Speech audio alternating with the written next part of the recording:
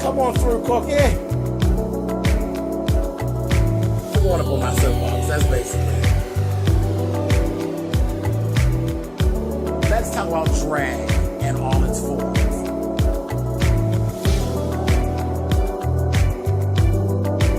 What, Cookie?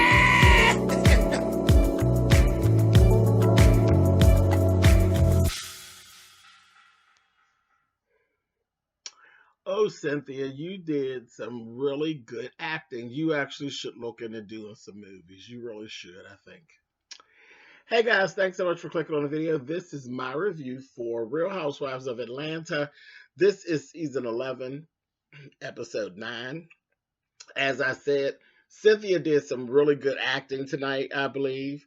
And I think she should actually really look into doing some roles and doing some acting, because I swear most of this episode was a lot about getting Noelle up and off to Howard University. And I believe a lot of this was put on. A whole lot of this was put on. No, it's no big deal. I have no problem with it. This is just one of those reality TV moments. We're going to give Noelle and Cynthia some camera time. In the process of that, we're going to throw some Leon in on there. Because, he is an actor. So if you have to follow him, then you're good. But see, Leon didn't come into the picture until toward the end. So Cynthia had to carry the scene all the way through. They started off at the house, the beginning of the episode. We start off at the house. We had everybody present, that's in Atlanta. They came over for this really beautiful brunch that Cynthia had set up. Noelle's upstairs. She's crying and all of this, kind of carrying on. She doesn't want to come out of the room and all this. And I'm like, okay, well, all this is bullshit, because ever since Noelle was a little girl, sometimes Noelle will be in California. Sometimes Noelle will be in Atlanta with Cynthia. So Noelle is used to being away from Cynthia. So where is all this coming from? I'm like, I don't know. Then I said, James, okay, maybe you're being a little cynical, and maybe you're being a little hard. You know what I mean? And, this is, it actually is her actually moving and being on her own, per se. But I'm like, I'm sorry. I just can't do it. If I'm wrong about this, you all tell me if I missed something or I'm forgetting something. But I'm just not buying that Noelle is this broken up about being away from Cynthia. Now, Cynthia possibly about Noelle actually being away and being free by herself. So I'm going to give that to Cynthia. She has something to work with. But Noelle actually being able to do what she wants to do, as opposed to kind of seeming like she's doing what she wanted to do. Remember, wasn't she in North Carolina at one point with Peter? Basically, and Peter ran a nightclub. Wasn't she basically by herself doing what she wanted? Child, fuck bullshit. I call bullshit. This is some old bullshit. But it was cool. Cynthia played her scenes well. The acting was really good. It was definitely better than the acting that Kenya did back in the day when she was making the movie with the wedding dress and all that garbage. But yeah, Cynthia, you should look into some acting. And that's all I'm going to say about that. So I'm done with that whole thing. I just feel like that was all put on. And it's nice that they think enough of Cynthia and her family to actually create a scene for her. So I thought that was pretty cool. So, they should thank Bravo Andy for the bullshit. Moving on. Portia, you're nasty. You're nasty, and you have no couth. And I don't know where you were raised at, because I'm getting sick of the nasty shit you do. Really. You brushing your teeth with other people's motherfucking toothbrush. You're eating in the bathrooms. Now you're sitting around on TV talking about farting and having fart time in the bed. Girl, your ass is nasty. You're nasty. Just disgusting. Anyway, nasty. Stomach. When it's gas, and I usually have fart time because he usually gets up and he goes downstairs and it. I'm not going through that again. Sitting through it was bad enough. Sitting through some nasty whore talking about what's going on in her ass. I just thought it was disgusting. Okay, Mama Joyce shows back up. And we had the time with Mama Joyce that we always have with Mama Joyce. Candy went to see her. The conversation was Todd.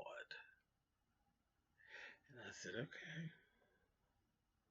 First thing was first. I hated these shoes that Candy had on. They bothered me. They just bothered me. They were just so ugly to me that they bothered me. They literally bothered me to my core. I was like, Candy, what are those? Those are horrible. Horrible. Because Candy usually wears kind of cute shoes. She keep a cute pump on. You know, she'll have an outfit on that ain't shit. Like later on in the episode, she had on an outfit that just wasn't shit. Some old sheer blouse and a pair of jeans, but she had on a cute ass sandal. She always wears cute sandals, high heel ones, you know, because she's little.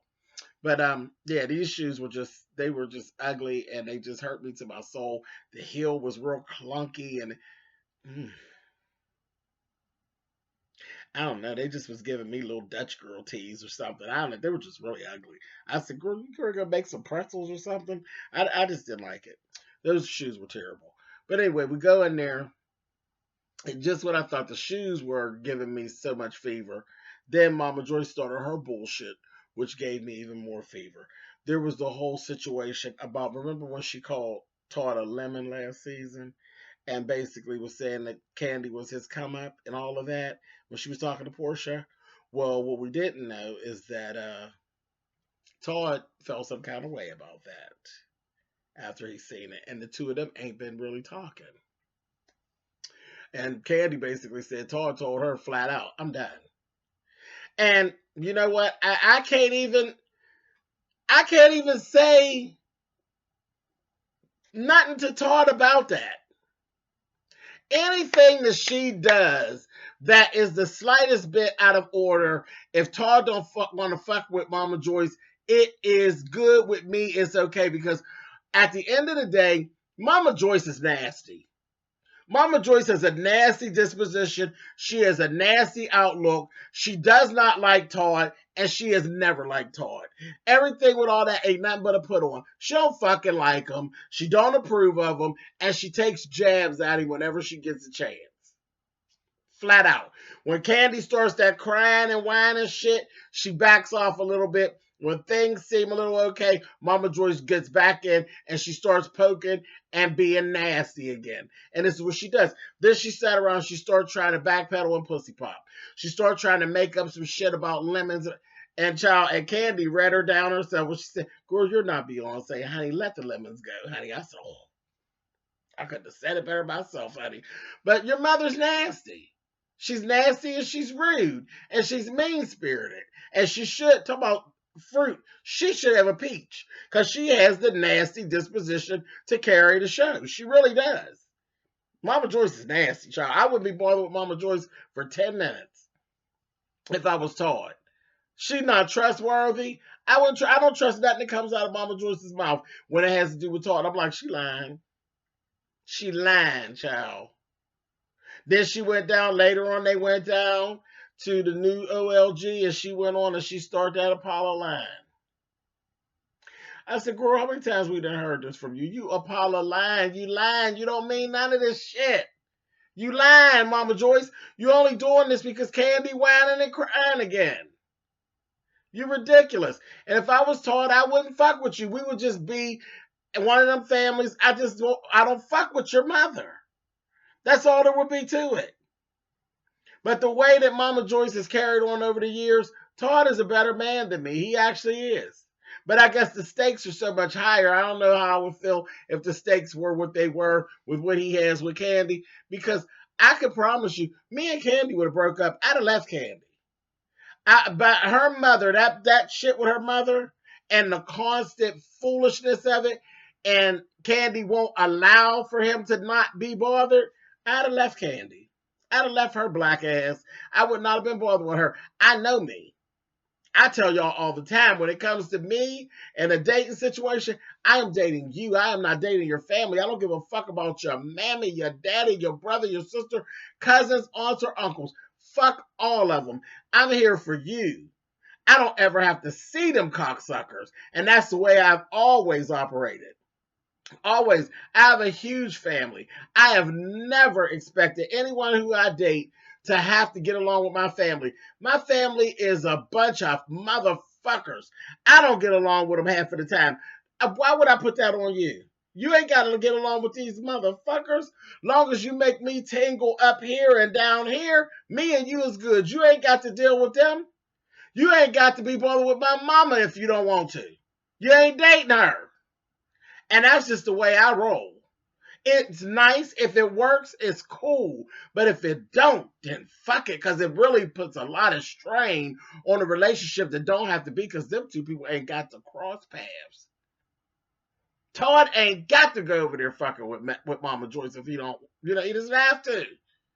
He ain't got to deal with her. He could be cordial, but he ain't got to deal with her. Fuck all that going to have dinner and having vacations. I wouldn't go on a vacation with Joyce for nothing in the world. I wouldn't eat no motherfucking dinner with her because I wouldn't trust that she didn't put something in my food. I wouldn't fuck with Joyce at all. At all. I wouldn't. And that shit she pulled with his mother, see, we always come back to that shit she pulled with his mother, because contrary to popular belief, that boy only got one mother, and you were disrespectful to the woman to the day that she died. I wouldn't fuck with Joyce. I wouldn't give a fuck what nobody said. I would not fuck with Joyce. And by now, I would have left Candy. Candy would have been a lonely, dry pocketbook having ass waiting around playing with me. I would have been done. I'd have told her, you take your pussy and you go on. I hope your mother can eat it for you, because I'm not anymore. And I'd have been gone. I just know how I am. I would have been gone. I just wouldn't have been, all Candy's money and all. I'd have been gone. I couldn't have did it, because I couldn't sit across the table from her. The shit that she did with his mother. I'd have been through a play at Joyce by now. But anyway, child, that's on them. God bless them, honey. Moving on. But Joyce Apollo lied, and they supposedly good again. And then Todd took a dig and said, did Candy tell you that we expected again? That was a dig, Todd. It was a dig. Oh, y'all about to have some more babies? Yeah, I'm going to dig even further into her pocket, bitch. And that's what he meant. That's what he meant. That was shady, Todd.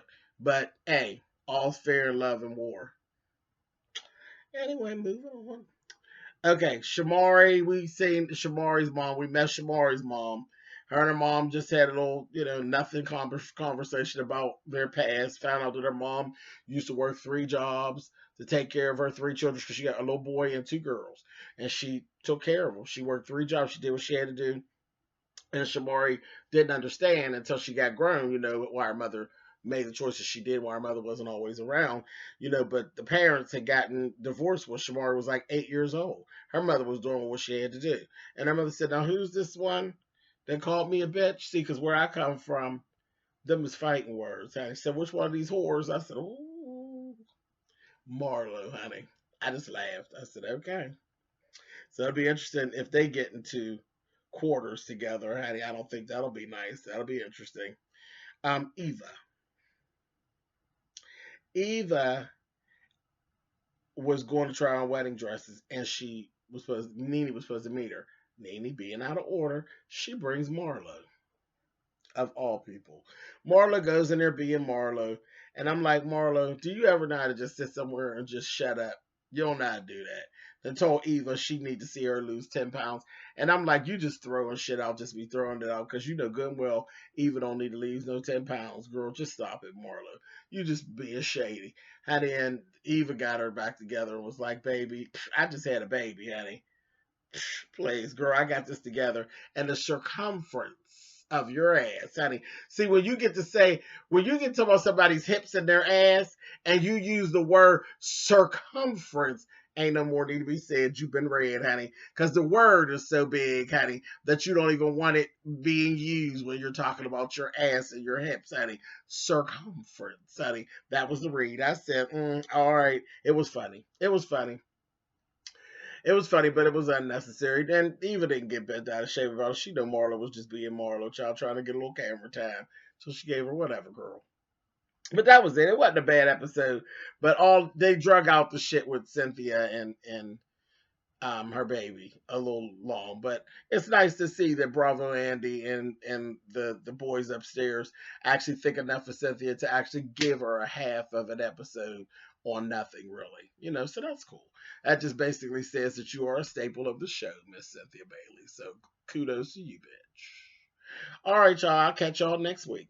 Later. Happy New Year's to you guys.